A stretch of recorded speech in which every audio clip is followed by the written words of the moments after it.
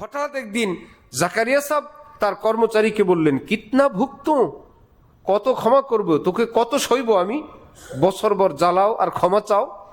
হজরত ইলিয়াস সাহেব পাশের রুম থেকে আসছেন, আল্লাহ আমার ভাতিজা কি বলে, কত ক্ষমা করব। কানে কানে বললেন, ইতনা ভুক্ত জিতনা ওয়াহা ভুগতওয়ানা হ্যাঁ, ভাতিজা এতটা সহ্য করো যতটা আল্লাহকে সওয়াইতে চাও, এতটা ক্ষমা করো যতটা ক্ষমা আল্লাহ থেকে পাইতে চাও। আসসালামু আলাইকুম রহমতুল্লাহি ওয়া বারাকাতুহু। মেহরবানি করে পবিত্র রমজান মাস, আল্লাহ পাকের ঘর মসজিদ, কেউ কোনো প্রকার ছবি তুলবেন না, ভিডিও করবেন না। আলহামদুলিল্লাহ আলহামদুলিল্লাহি নাহমাদুহু ওয়া নাস্তাঈনুহু ওয়া নাস্তাগফিরুহু ওয়া নু'মিনু বিহি ওয়া নাতাওয়াক্কালু আলাইহি ওয়া নাউযু বিল্লাহি মিন শুরুরি আনফুসিনা ওয়া মিন সাইয়্যিআতি আমালিনা।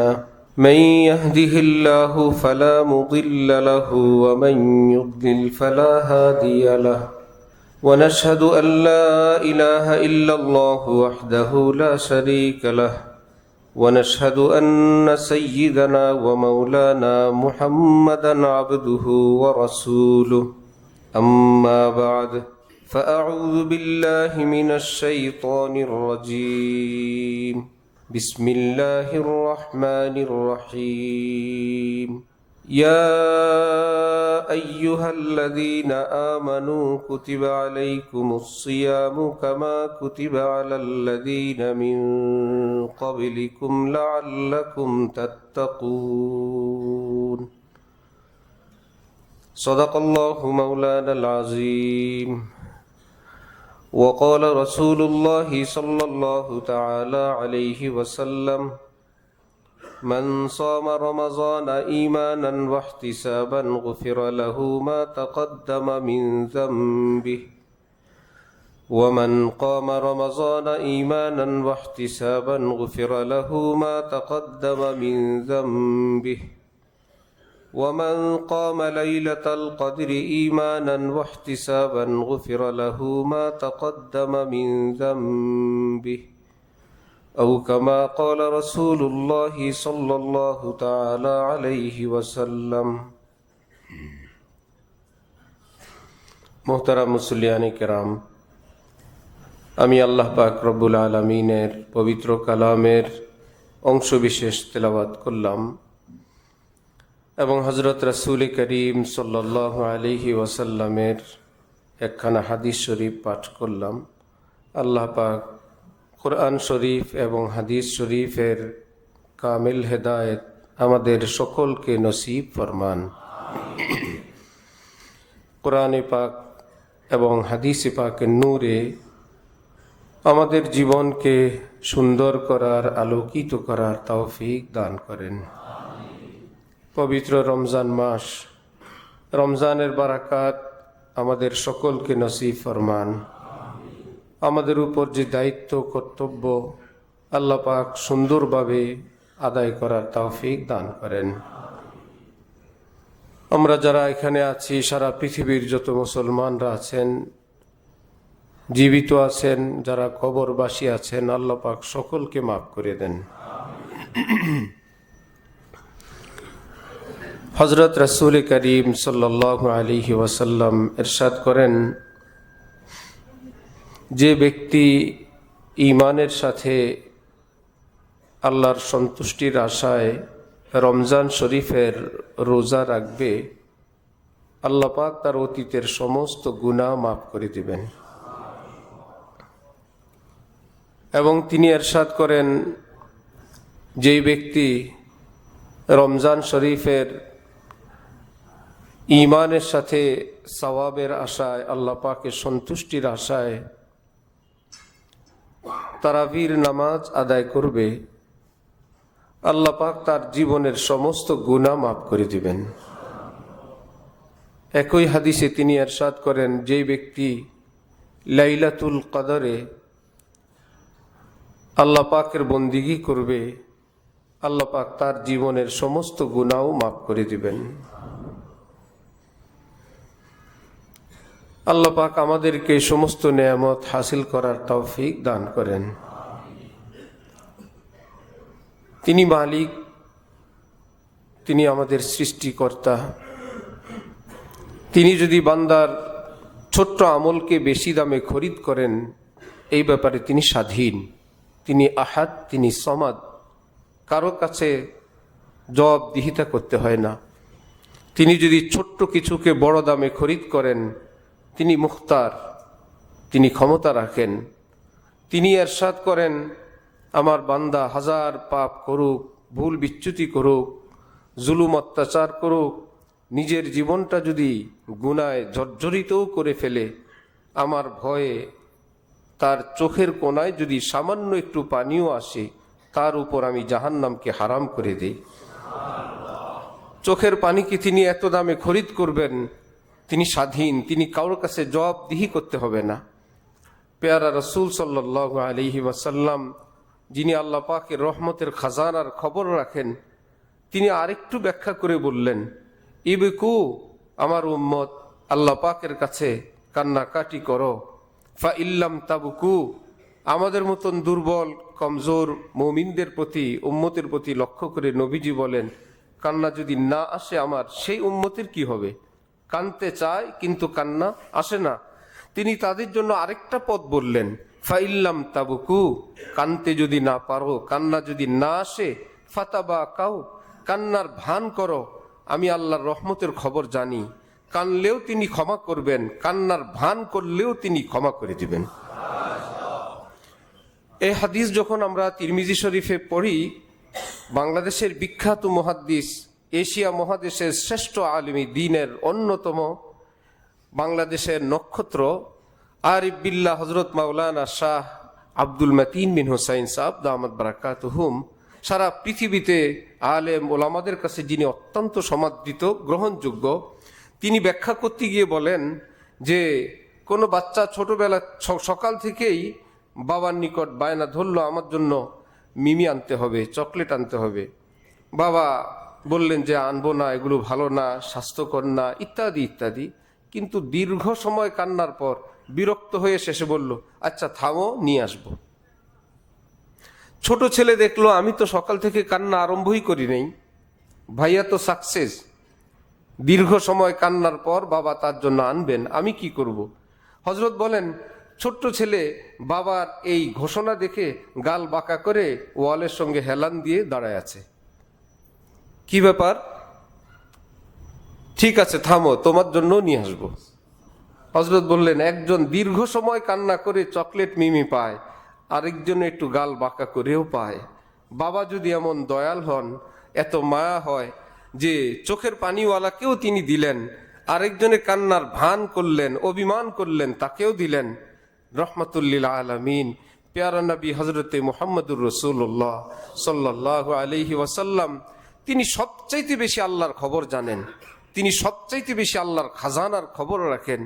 কিয়ামতের দিন যখন হিসাব নিকাশের বিষয় আসবে, এক পর্যায়ে রাসূল সাল্লাল্লাহু আলাইহি ওয়াসাল্লাম আল্লাহ পাকের দরবারে গিয়ে সেজদায় লুটায়ে পড়বেন। সবই জানেন তারা দুইজন কিভাবে আল্লাহ থেকে নিতে হয়। আল্লাহ পাক ডেকে বলবেন, ইয়া মুহাম্মদ ইরফা রাসাক, হে আমার পেয়ারা নবী, আপনি সেজদায় পড়লেন, আপনি মাথা উঠান। তিনি উঠাবেন না।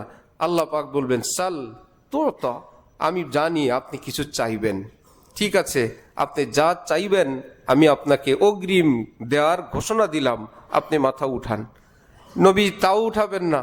আল্লাহ পাক বলবেন, ওয়াসফা তুসাফা, আপনি কারো ব্যাপারে সুপারিশ করবেন, আপনার পাপিষ্ট গুনাহগার উম্মতের ব্যাপারে আপনি কিছু চাইবেন, আমি আল্লাহ ঘোষণা দিচ্ছি, যার জন্য আপনি সুপারিশ করবেন আপনার সুপারিশ কবুল করা হবে। তিনি বেশি জানেন। রহমতে হক বাহানা মি জোয়াদ, বাহা নমি জোয়াদ। আল্লাহ পাকের রহমত শুধু বাহানা খোঁজে, বান্দাকে কোন বাহানায়, কোন উছিলায় ক্ষমা করা যায়। সাহাবাই কেরামের সামনে রাসূল সাল্লাল্লাহু আলাইহি ওয়াসাল্লাম এরশাদ করেন, কেউ নিজের আমলের জোরে, শক্তির জোরে, ইমানের জোরে আল্লাহর নিকট ক্ষমা পাবে না, মুক্তি পাবে না। কেবলই আল্লাহ পাকের রহমত যাকে ক্ষমা করবে। এই মিজান হযরত আয়েশা বললেন, আপনি হিসাব সহজের কথা শিখান। আল্লাহুম্মা হাসিবনি হিসাবান ইয়াসিরা, আল্লাহ আমার হিসাবটা আপনি সহজই নিয়েন। আল্লাহ হিসাব নিলে কি সে হিসাব সহজ হয়? আল্লাহর কাছে হিসাব আবার সহজে কিভাবে? নবী বললেন, ফাদা আলিকিল আরজ, আয়েশা, হিসাব সহজ হলো, আল্লাহ পাকের সামনে শুধু পেশ করা হবে। আল্লাহ পাক বান্দার আমল নামা হাতি নিয়ে দেখবেন, ভালো মন্দ সবই দেখবেন। সহজ মানে কিছু জিজ্ঞেস করবেন না, এটাই সহজ। কারণ মান্নু কিসা উজ্জিবা, আল্লাহ পাক যদি কাউকে প্রশ্ন করেন তোমার জীবনের সব কিছু ক্ষমা, একটা বিষয়ে জবাব দাও, নবীজি বলেন কারো ক্ষমতা নাই আল্লাহ পাককে সেই প্রশ্নের জবাব দিবে। প্রশ্ন করার অর্থেই জাহান্নাম, তার জন্য উত্তর দেওয়া সম্ভব না। ফামান নু কিসা উজ্জিবা। এক বুজুর্গ বলেন, আল্লাহ পাকের নাজ নেয়ামত দেখে, আমার উপর আল্লাহ পাকের ইহসান করুণা দেখে মনে হয় আমি আল্লাহ পাকের একটু শুকুর গুজারি করি, আল্লাহ পাকের কৃতজ্ঞতা পোষণ করি। কি করব, এত নেয়ামত দিলেন, এত সব নাজ নেয়ামত আল্লাহ আমাকে দিলেন, একটু তো আল্লাহর শুকরিয়া আদায় করা দরকার। এখন শুনি শুকরিয়াও আল্লাহ পাকের নেয়ামত। আমি যে আল্লাহ পাকের শুকরিয়া আদায় করতে পারবো, এটাও আল্লাহ পাকের নেয়ামত। তাহলে আরেকটা নেয়ামতের বোঝা আমার উপর আসলো, ঋণ তো আরো বাড়লো, পরিশোধের তো ব্যবস্থা হইল না। তো সাহাবাই কেরাম আল্লাহ পাকের নিকট কিভাবে চাইতে হয় নবীজি সেটা শিখাই দিতেন, যে এইভাবে চাও, এইভাবে চাও। কোরআনে পাকে আল্লাহ পাক বলেন, ওয়াস্তাঈনু বিসসাবিরি ওয়াসসালাহ, আমার নিকট চাও সবরের মাধ্যমে, সালাত নামাজের মাধ্যমে। আল্লাহ পাক নামাজওয়ালাকে বেশি দেন। রসুল পাক সাল্লাল্লাহু আলাইহি ওয়াসাল্লাম ইরশাদ করেন, হাজার কঠিন পাপ হয়ে যাওয়ার পর বান্দা যদি উজু করে 2 রাকাত নামাজ পড়ে, আল্লাহ পাকের নিকট ক্ষমা চায়, আল্লাহ পাক ফেরেশতাদেরকে ডেকে বলেন, আমার বান্দার ভুল হলো, কিন্তু সে নিশ্চিতভাবে জানে আমার এক মালিক আছেন, চাইলে তিনি শাস্তিও দিতে পারেন, চাইলে তিনি ক্ষমাও করতে পারেন। আমার বান্দা সে আশায় আমার কাছে হাত তুললো, ফেরেশতারা সাক্ষী থাকো, আমি আমার বান্দাকে মাফ করে দিলাম। উহুদ যুদ্ধে অত্যন্ত নির্মম ভাবে হযরতে হামজা রাদিয়াল্লাহু তাআলা আনহুকে যে শহীদ করলো ওয়াহশী, এক পর্যায়ে নবীজি সে নবীজির চাচা হত্যাকারী ওয়াহশীর নিকট তওবার বার্তা প্রেরণ করলেন। ওয়াহশী নবীজির পক্ষ থেকে দূত পৌঁছার পর সে পাল্টা বলতেছে, আপনাদের নবী আমাকে কিভাবে ইসলাম গ্রহণের কথা বলেন? আপনাদের কোরআনেই তো আছে যে মানুষ হত্যা করে, বিভিন্ন রকমের পাপাচার করে, আল্লাহ পাক তাকে শাস্তি দিবেন, বরং দ্বিগুণ শাস্তি দিবেন। কোরআন কি সত্য না? হ্যাঁ সত্য। তা আমি তো সেই পাপাচার সব কিছু করা শেষ, কোরআনের কথা অনুযায়ী আমি শাস্তিযোগ্য, আবার আপনার নবী বলেন আমাকে তওবা করার জন্য? দূত চলে আসলেন নবীজির নিকট, আসার পর বলল, ওয়াহশী তো আমাদের কোরআন দিয়ে আমাদের বিপক্ষে দলিল দেয়। জিবরিল আমিন আয়াত নিয়ে আসলেন, ইল্লা মান তাবা ওয়া আমানা ওয়া আমিলা আমালান সালিহা। শাস্তিতে দিব আমি আল্লাহ, যার জন্য শাস্তি অবধারিত, এইরকম মানুষও যদি জীবদ্দশায় তওবা করে, নেক আমলের উপর অটল থাকে, আমি আল্লাহ তাকেও মাফ করে দিব। নবীজি খুশি হয়ে দূতকে বললেন, যা ওয়াহশীকে বলো, এইবার তো কোরআনে আয়াত আসলো, তওবা করলে আল্লাহ ক্ষমা করবেন। আয়াত শোনানোর পর সে বলে, হাযা শারতুন শাদীদ। দেখলা আল্লাহ পাক কি শর্ত দিলেন, ইল্লা মান তাবা, এইটুকুন তো বলেন নাই, ওয়া আমানা ওয়া আমিলা আমালান সালিহা। আরবিতে পণ্ডিত ছিল, সে বলল আমালান সালিহা, আমল বলে ওই আমলকে যে আমলটা মানুষ ধারাবাহিকভাবে লাগাতার করতে থাকে, এই আমলকে বলে আমল। একবার যদি বলে করে, এটাকে বলে ফেল, কর্ম। একবার করলো, আর যেটা লাগাতার করে এটাকে বলে আমল। সে বুঝে ফেললো কোরআনের গভীর কথা, যে তওবা করতে হবে, লাগাতার আমলের উপর থাকতে হবে, আল্লাহ পাক তার উপর ক্ষমা করবেন। এটা তো আমার দ্বারা বড় মুশকিল, তওবা করার পর আমলের উপর সব সময় থাকতে হবে, বড় মুশকিল। আবার ফেরত আসছে, ফেরত আসলে নবীজির নিকট বললে, আবার আল্লাহ পাক বললেন, আমি যাকে চাই বিনা শর্তে আমি তাকেই ক্ষমা করে দিব। সাহাবী গেলেন, ভাই আপনার শর্ত আরো সহজ হইল, আল্লাহ পাক যাকে চাইবেন তাকেই ক্ষমা করবেন। ওয়াহশী বলে, আমি কিভাবে জানবো আমাকে চাইলো কিনা? তিনি তো আমার কথা বলেন নাই, আমাকে তিনি ক্ষমা করবেন বা আমার ব্যাপারে কোনো নতুন কোনো বার্তা সেটা তো আমি বুঝি না। তিনি যাকে চান আমাকে চাইবেন সেটা তো এত স্পষ্ট না। আবার দুধ ফেরত আসছে,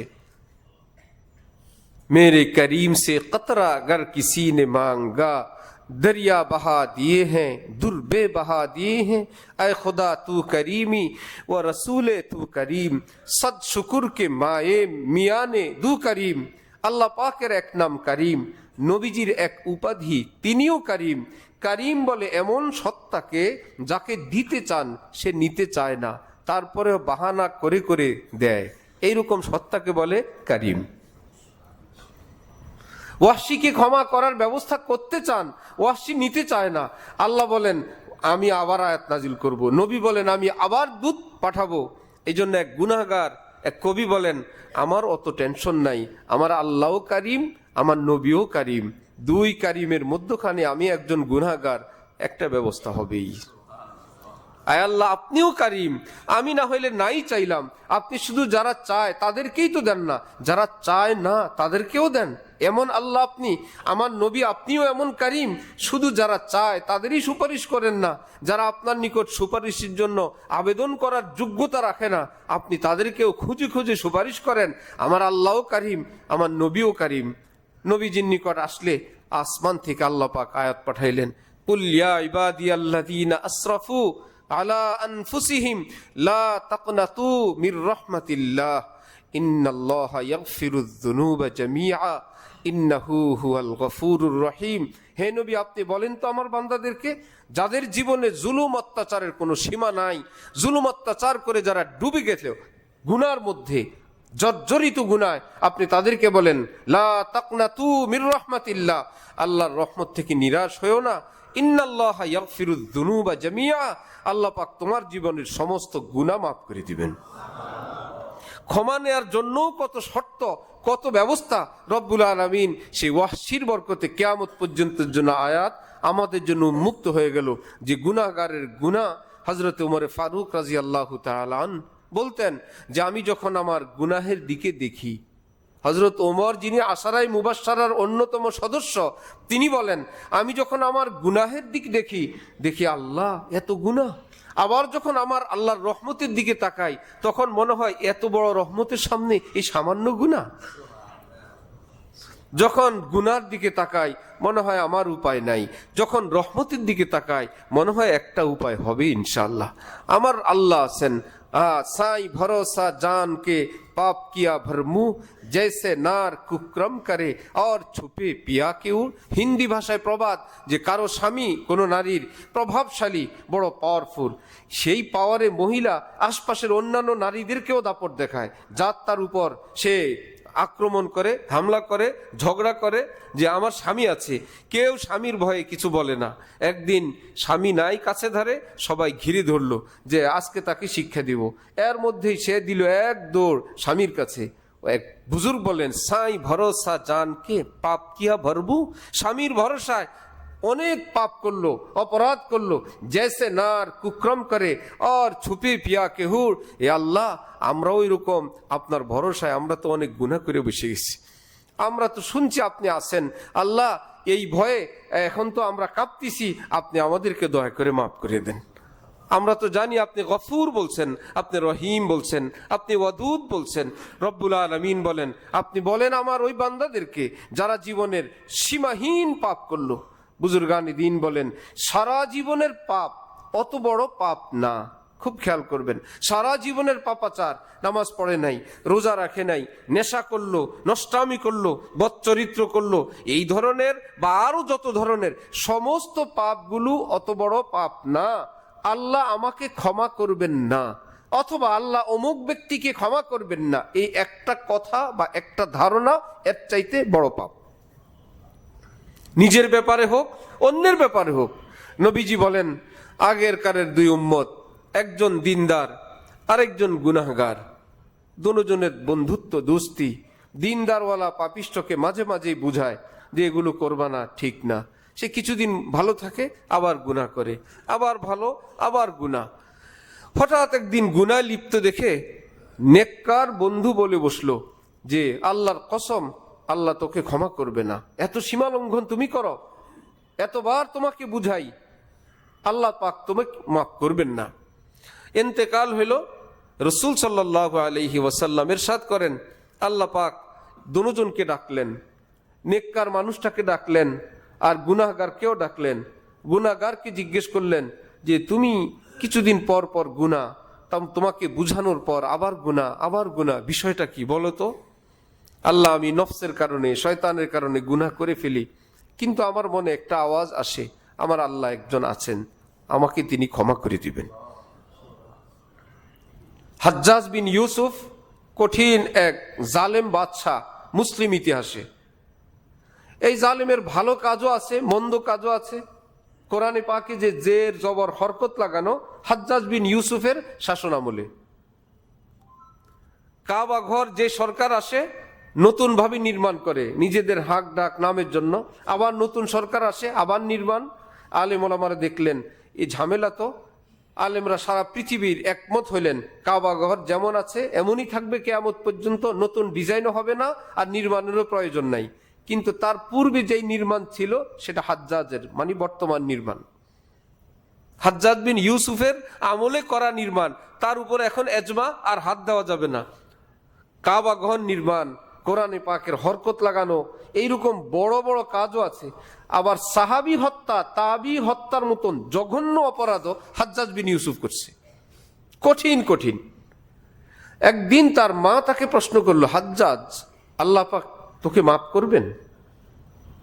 হাজ্জাজ বিন ইউসুফ তার মাকে বলল, আচ্ছা মা, আমার ভালো মন্দ সবই তুমি জানো, আমার হিসাবটা যদি আল্লাহ পাক তোমার কাছে দেন। হাজ্জাজের মা, তোমার ছেলের বিচার তুমি করো, এই জান্নাতের চাবি, এই জাহান্নামের চাবি, তুমি চাইলে জান্নাত দিতে পারো, তুমি চাইলে জাহান্নামেও ফেলতে পারো, তুমি বিচার করো, তার ভালো মন্দ সব জানো।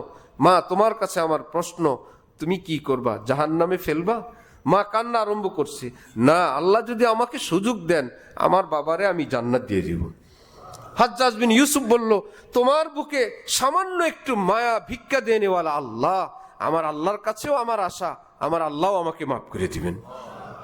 একটু পরেই তার মৃত্যু হয়ে গেছে।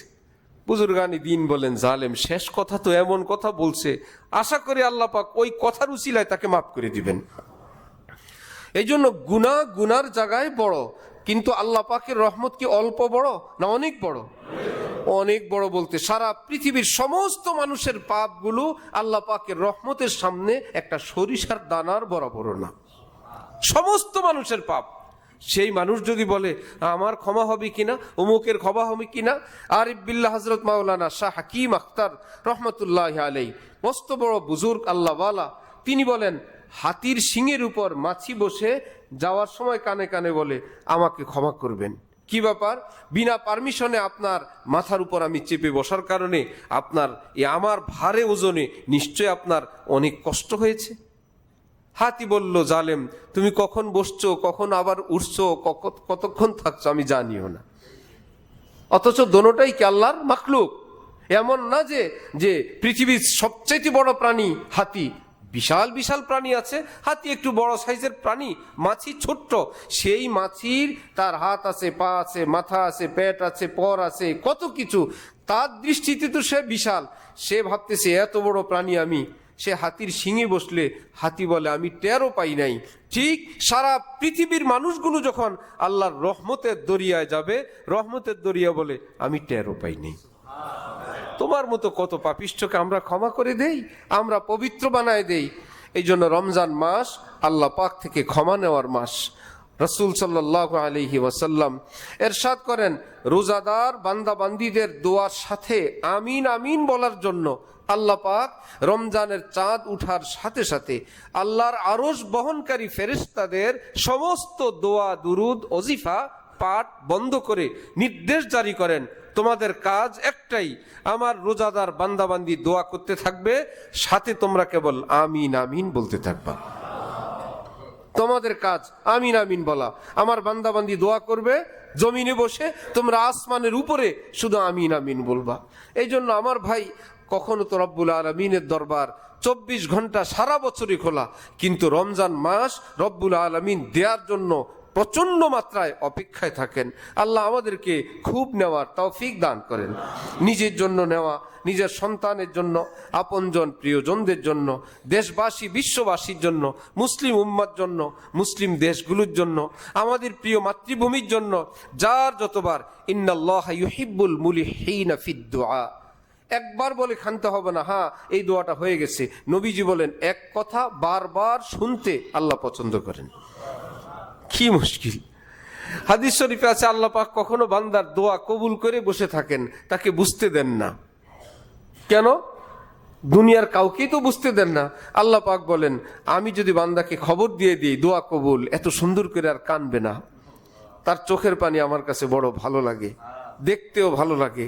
তার এই চোখের পানি গাল বেয়ে বেয়ে পড়ে, মিসকিনের মতন উঠতে বসতে লাগা হয় এক ধ্যান, যে 24 ঘন্টা তার মনে এক ধ্যান। একটু দোয়া কবুলের সময় পাইলেই চুপে চুপে বলে আল্লাহ আমার এই বিপদটা, আল্লাহ আমার এই মুসিবতটা।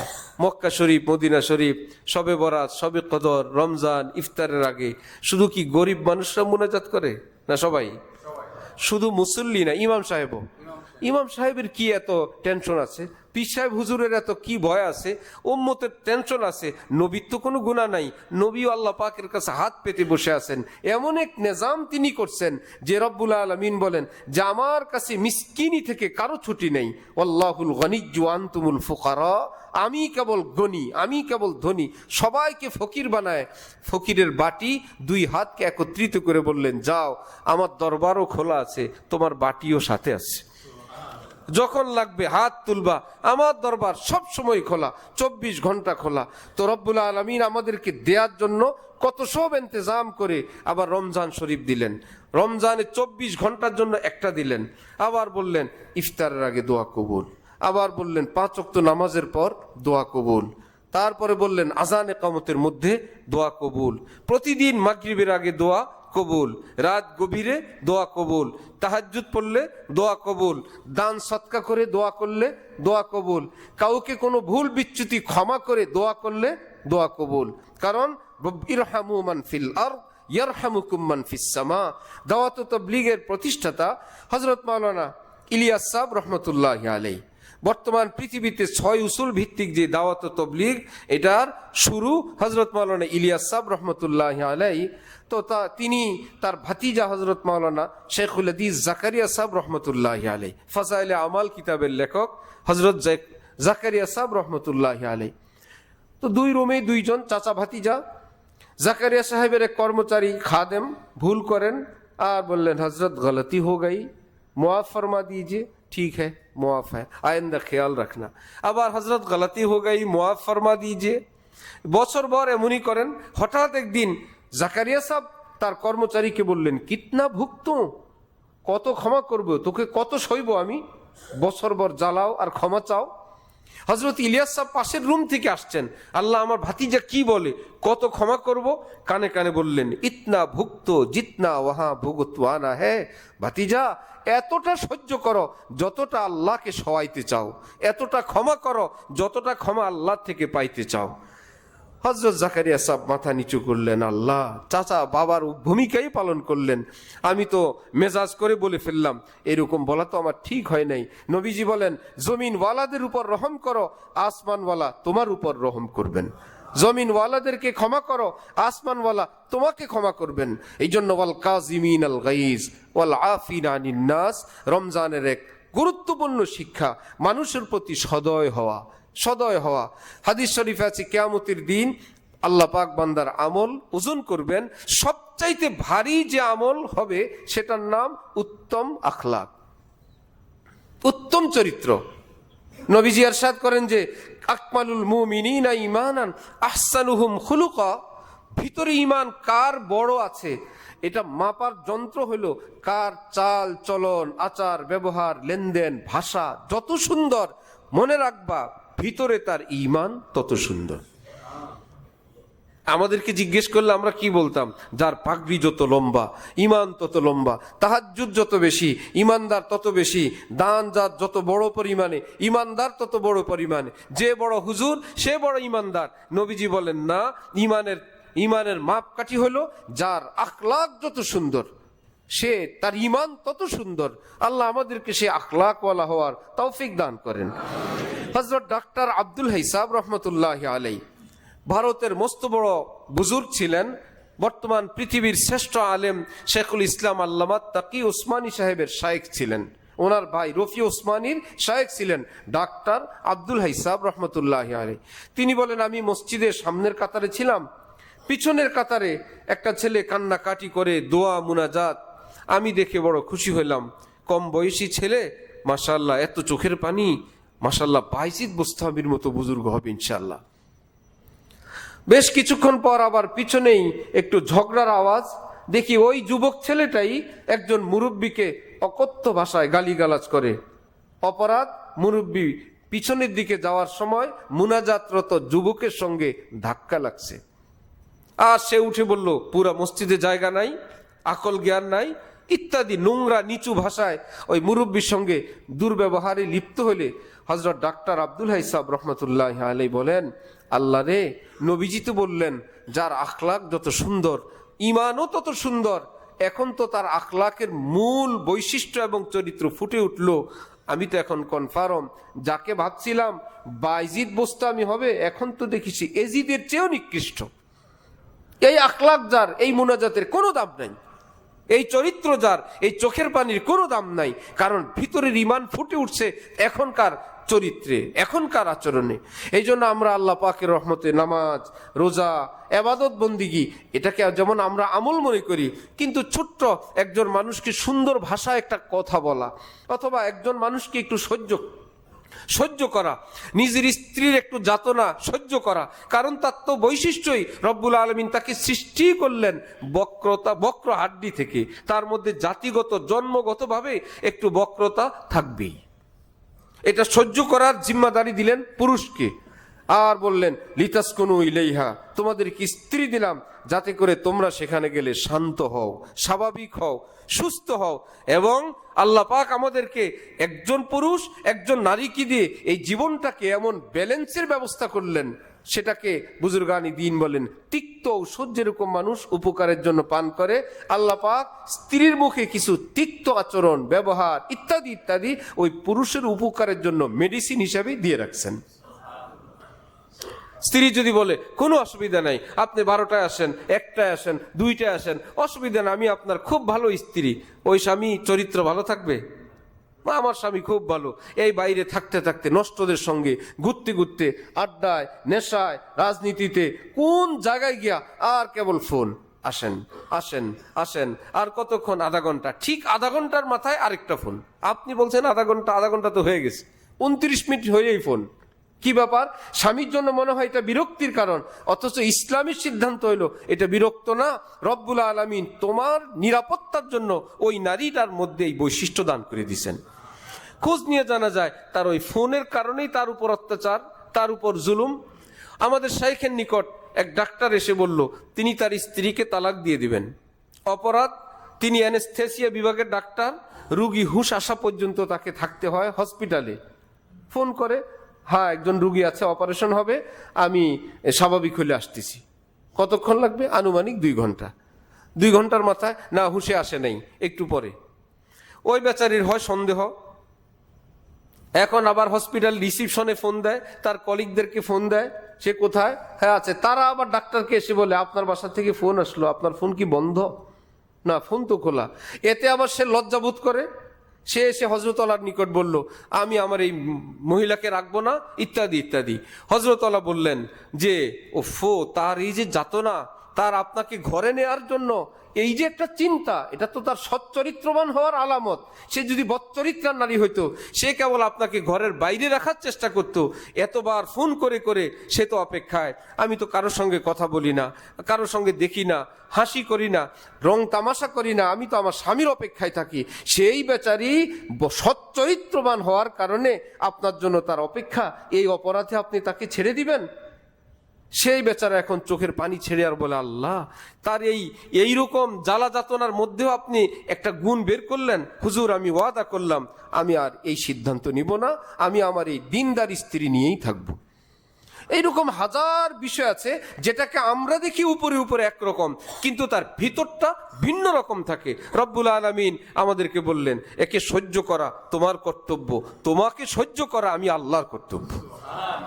কি সইলাম আমরা, কি সইবেন তিনি? তিনি বলেন যে যে ক্ষমা করবে আমি তাকে ক্ষমা করব, যে সইবে আমি তাকে সইব, যে আমার জন্য আমার বান্দাদের ভুল বিচ্যুতি, আমার বান্দার ভুল বিচ্যুতি যে গোপন রাখবে, আমি আল্লাহ সেই বান্দার সমস্ত গুনাহ মানুষের কাছে গোপন রেখে দিব। আমরা করব কি? ছোট্ট কিছু, তিনি করবেন বড় কিছু। তো এই রমজান মাস শুধু রোজা রাখার মাস না, শুধু সাহরি ইফতারের মাস না, শুধু তিলাওয়াতের মাস না, চরিত্র সংশোধনের মাস, আল্লাহর আপন হওয়ার মাস, আল্লাহর ঘনিষ্ঠ হওয়ার মাস। এক কথায় যে রমজান আল্লাহ আমাদের কি দিলেন? লাআল্লাকুম তাত্তাকুন, কোরআনের ভাষা। এর অর্থ আল্লাহ পাক বলেন, তোমাদেরকে আমার বন্ধু বানানোর জন্য, আপন বানানোর জন্য, পাক সাব বানানোর জন্য আমি তোমাদেরকে রোজা দিলাম। আমি ফেরেশতাদেরকে বলবো, দেখলা আমি নির্দেশ করলে খাওয়া বন্ধ, আমি নির্দেশ করলে খাওয়া শুরু। গোপনে নির্জনে একটু পানীয় পান করে না, একটু কত সুযোগ থাকে কিচ্ছু করে না। দেখলে ফেরেশতারা বান্দার পেটের ক্ষুধাও আছে, বাইরে খাবারও আছে, খাবার গ্রহণের প্রচণ্ড সুযোগও আছে, প্রচণ্ড তৃষ্ণা, আবার খাবার গ্রহণের সুযোগ। খায় না কেবল একটাই কারণ, আমার বান্দার বিশ্বাস আছে আমার আল্লাহ আমাকে দেখেন, কেউ দেখেন না, আল্লাহ আমাকে দেখেন। এই জন্য হাদিসে পাকে নবীজি হাদিসে কুদসিতে বলেন, আল্লাহ পাক রব্বুল আলামিন বলেন, রোজা বান্দা আমার জন্য রাখে, রোজার পুরস্কার আমি আল্লাহ নিজ হাতে দান করব। আল্লাহু আকবার। কাউকে যদি আপনাদের কাছে, আমাদের কাছে সংবাদ আসে যে এলাকার কমিশনার সাহেব অনুদান দিলেন, আমাদের কি ধারণা হবে? প্রত্যেককে 1 কোটি করে। কমিশনার সাহেব যদি অনুদান দেয়, আমাদের ধারণা কি হবে? কমপক্ষে 1 কোটি হবে, এরকম।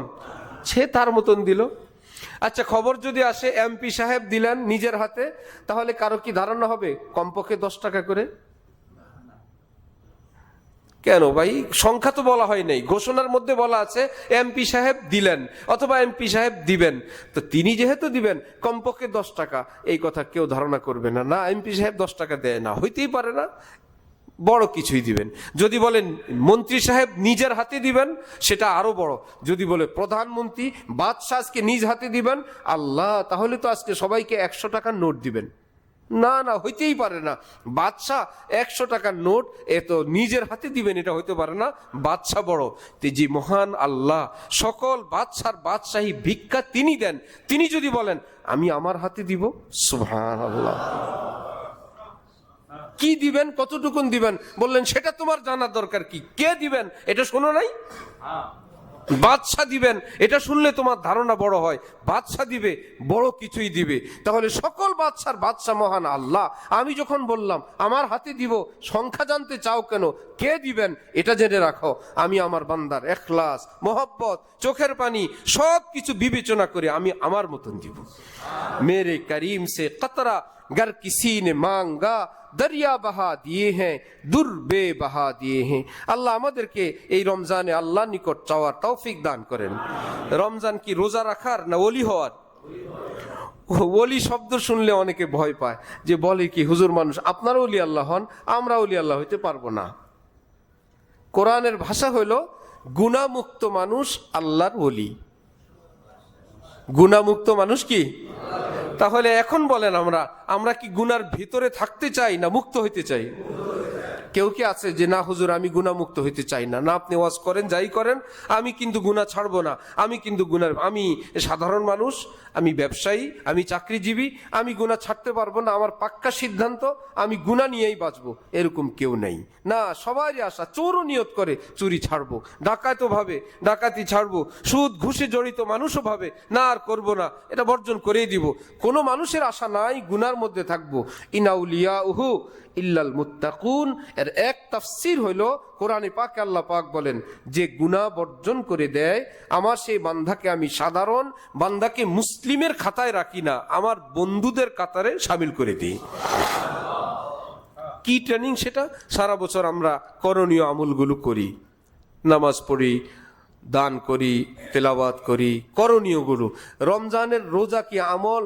এটা আমাদের করণীয়, বর্জনীয়। খাওয়া বর্জন, স্ত্রীর কাছে যাওয়া বর্জন, গীবত বর্জন, জুলুম অত্যাচার বর্জন।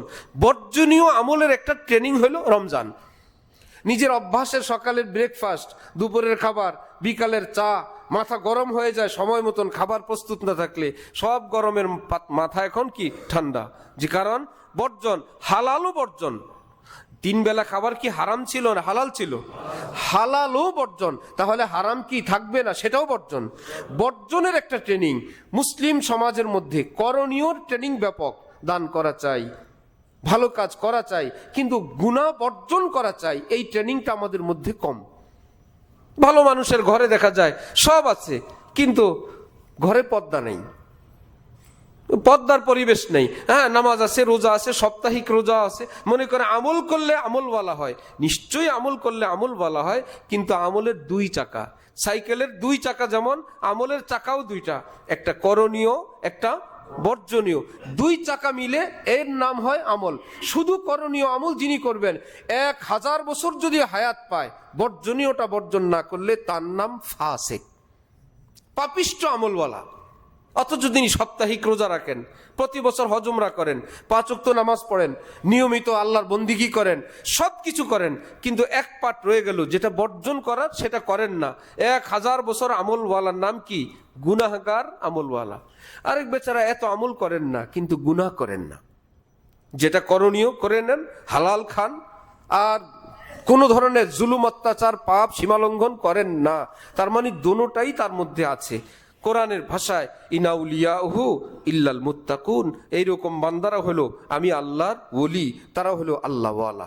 তো রমজান আল্লাহ পাক আমাদেরকে দিলেন গুনাহ মুক্ত হওয়ার জন্য। হিম্মত করি আমরা সকলে গুনাহ মুক্ত থাকার চেষ্টা করব ইনশাআল্লাহ। আল্লাহ আমাদেরকে তৌফিক দান করেন। আল্লাহ আমাদেরকে, আমাদের মুসলিম সমাজকে জুলুম অত্যাচার এবং বাড়াবাড়ি সীমালঙ্ঘন থেকে তওবা করে আল্লাহ পাকের নেক বান্দা হওয়ার তৌফিক দান করেন। ওয়া আখিরু দাওয়ানা আনিল হামদুলিল্লাহি রাব্বিল আলামিন। একটু বসেন, দুরূদ শরীফ পড়েন, সংক্ষেপে দোয়া করে নিন। আল্লাহুম্মা সাল্লি আলা সাইয়্যিদিনা মুহাম্মদ ওয়া আলা আলি মুহাম্মদ ওয়া বারিক ওয়া সাল্লিম। আলহামদুলিল্লাহি রাব্বিল আলামিন والصلاة والسلام على رسوله الكريم. ربنا ظلمنا أنفسنا وإن لم تغفر لنا وترحمنا لنكونن من الخاسرين. ربنا آتنا في الدنيا حسنة وفي الآخرة حسنة وقنا عذاب النار. يا الله رحمن رحيم মেহেরবান আল্লাহ, আয় আল্লাহ এই পবিত্র রমজান মাস জুমার দিনে, আয় আল্লাহ এই মুহূর্তে, আয় আল্লাহ আপনার ঘরে বসে আমরা আপনার কাছে ফরিয়াদ করি, আয় আল্লাহ আমাদের জীবনের সমস্ত গুনাহ মাফ করে দেন। আয় আল্লাহ আমাদের জানা অজানা, ছোট বড়, নতুন পুরাতন সকল গুনাহ থেকে, দিল জান থেকে আমরা তওবা করি। আয় আল্লাহ আমাদের তওবাকে আপনি কবুল করে নেন। আয় আল্লাহ আমরা এতটা গুনাহগার, এতটা পাপিষ্ট, আল্লাহ আপনার কাছে চাইতেও আমরা শিখি নাই। আয় আল্লাহ আমাদের ভরসা আপনি কারীম, আপনার রসুল কারীম। আয় আল্লাহ এই রমজানে আপনার ওলিদেরকে আপনি কত কিছু দিবেন, যারা চাইতে জানে তাদেরকে আপনি কত কিছু দিবেন, চোখের পানিওয়ালাদেরকে আপনি কত কিছু দিবেন, তাহাজ্জুদওয়ালাদেরকে কত কিছু দিবেন। আয় আল্লাহ, আয় আল্লাহ তাদের সঙ্গে আমাদেরকেও কবুল করবেন। আয় আল্লাহ যার মনের যত নেক কামনা আপনি কবুল ফরমান। আয় আল্লাহ অনেকে দোয়া চেয়েছেন মাওলা, আয় আল্লাহ অসুস্থ তাদেরকে আপনি সুস্থতার হায়াত দান করেন।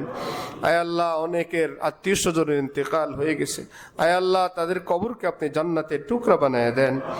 আয় আল্লাহ তাদের কবরকে আপনি শান্তিময় করে দেন, তাদের জীবনের ভুল বিচ্যুতিগুলো আপনি ক্ষমা করে দেন। আয় আল্লাহ এই মসজিদ নির্মাণের শুরু থেকে এ পর্যন্ত, আয় আল্লাহ যারা দুনিয়া থেকে বিশেষ করে চলে গেছেন, আয় আল্লাহ তাদের কবরগুলোকে আপনি জান্নাতের টুকরা বানায় দেন। আয় আল্লাহ সমস্ত কষ্ট থেকে আপনি মুক্তি দান করে দেন। আয় আল্লাহ যারা জীবিত আছেন তাদের হায়াতে বরকত দান করেন। আয় আল্লাহ তাদেরকে এলিমওয়ালা বানায় দেন, নূরওয়ালা বানায় দেন, রহমতওয়ালা বানায় দেন। আয় আল্লাহ এলাকার মধ্যে খাস রহমত দান করেন। আয় আল্লাহ আপনার রহমতের বেষ্টনীতে আপনি রাখেন। আয় আল্লাহ সকলের সকল পেরেশানি আপনি দূর করে দেন। আয় আল্লাহ যারা ঋণওয়ালা ঋণ পরিশোধে তৌফিক দান করেন, অসুস্থদেরকে সুস্থ করে দেন। আয় আল্লাহ পরিবার পরিজনকে দিনদার নেককার আল্লাহওয়ালা হওয়ার তৌফিক দান করেন। রব্বানা হাব লানা মিন আজওয়াজিনা وذرياتنا قرة أعين وجعلنا للمتقين إماما رب ارحمهما كما ربياني صغيرا رب ارحمهما كما ربياني صغيرا رب ارحمهما كما ربياني صغيرا اے مولا پاک আমাদের সকলের দোয়া মুনাজাত সরওয়ারে কায়নাত প্যারা নবী হযরত মুহাম্মদুর রাসূলুল্লাহ সাল্লাল্লাহু আলাইহি ওয়াসাল্লামের উসিলায় কবুল ফরমান সুবহান রাব্বিকা রাব্বিল ইজ্জাতি আম্মা ইয়াসিফুন ওয়া সালামুন আলাল মুরসালিন ওয়াল হামদুলিল্লাহি রাব্বিল আলামিন সাল্লাল্লাহু